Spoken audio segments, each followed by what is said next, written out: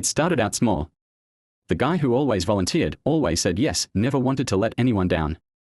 I was the friend who babysat free of charge. The coworker who stayed late for unpaid overtime.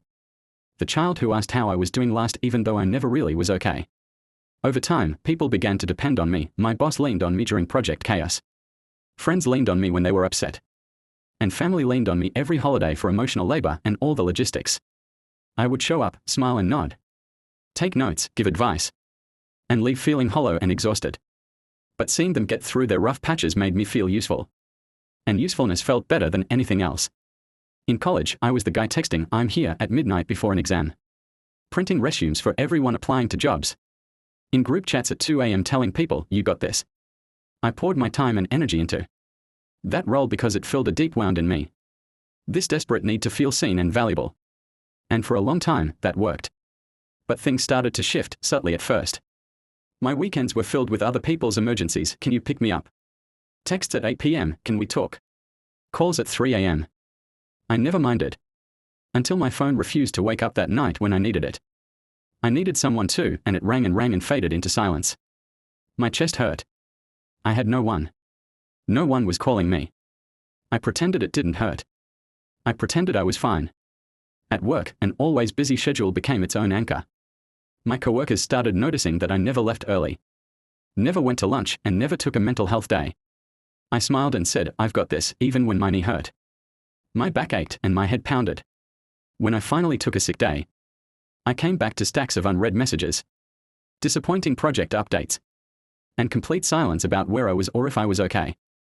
My manager called me in to ask, "Are you in trouble? What happened?" As if I had failed, not as if I needed help. That moment hit me like a freight train. I realized that people didn't care so much about me but about what I did. They didn't ask where I'd been, they needed the tasks I had done.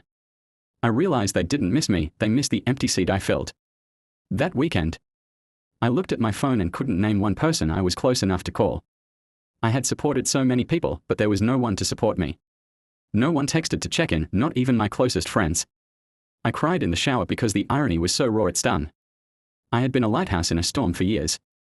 But no one had built a lighthouse for me. That's when I called my therapist, the one I had resistively started seeing 6 months earlier but never kept appointments with. I broke down over the phone as soon as I answered. I cried and sobbed. I told her I was lost, ashamed, burned out. I realized I didn't know how to receive care, only how to give it.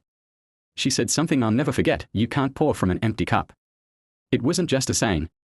It became my lifeline. That night, I started setting boundaries. I said no to weekend favors.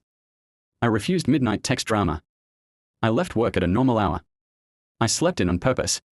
I stood up for naps, for quiet, for unfinished tasks. The first time I said "I can't" felt like cutting off my own arm.